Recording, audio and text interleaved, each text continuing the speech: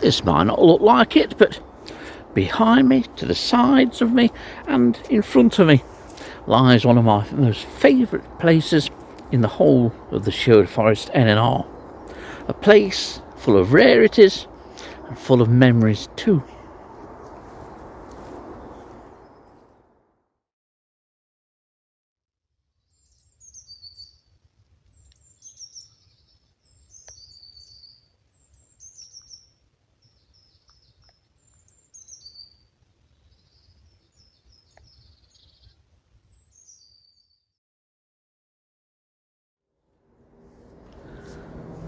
I know it's a rather dull and gloomy picture, but on a nice day this is absolutely beautiful.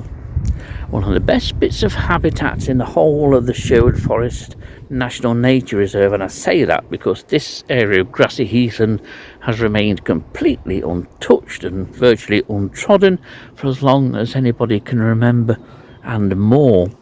Possibly over 100 years old. It's never been touched. Just a bit of scrub cutting down, that's it. Long may that continue. We muck around with this NNR far too much management, creating far too much more management in the future. I have a fondness for the Gleadthorpe Open in front of you. That fondness is because that Dilys and I spent hours and hours over days and weeks and months during the daytime looking for the hazelpot beetle which put Dilys and I on the international map in 2008. The story of the beetle's first recording here for 70 odd years made international news, most of it in small little column fillers, shall we say. But it made the news across the world. It's not just the hazelpot beetle which occurs here.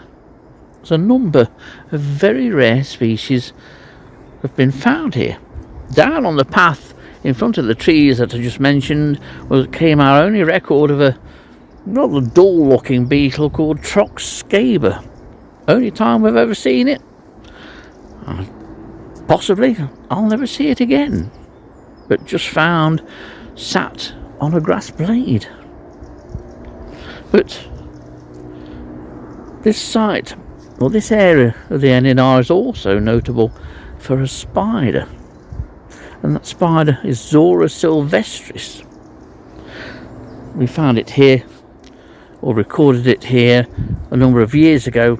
And as far as I'm aware, it remains the only area in the UK where Zora sylvestris can still be found. It's also found on Sherwood Forest. Dilys and I recorded it for the first time there a number of years ago. I'm presuming it's still here. It used to be easiest to find on some fence posts which run along the front of those trees that I've mentioned several times. But if you also wanted to find it, you couldn't do no worse than look in the leaf litter under any sort of stand of heather. Quite an attractive spider. It can move and it's only small, but it's a great species to have. It's very rare. Not enough is made of its presence here, as far as I'm concerned. And of course, there's a rare moth here, the Welsh clearing. That occurs in this area. That's Red Data Book 3.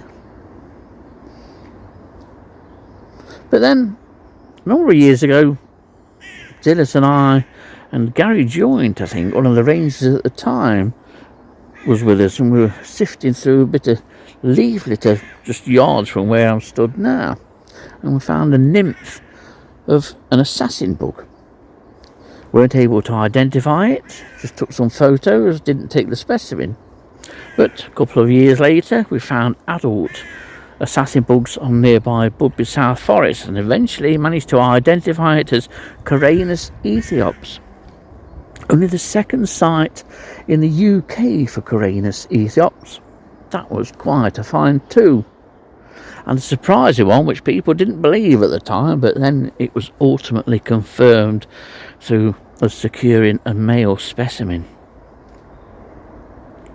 Just one small area of the country park that nobody bothers with, and yet so many rare species have been found here.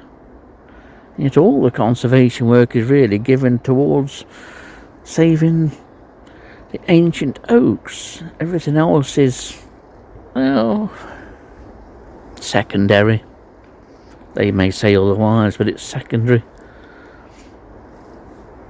Thank heavens for the Gleadthorpe Open.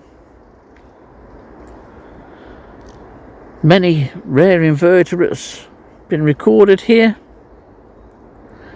Many happy memories gone by too.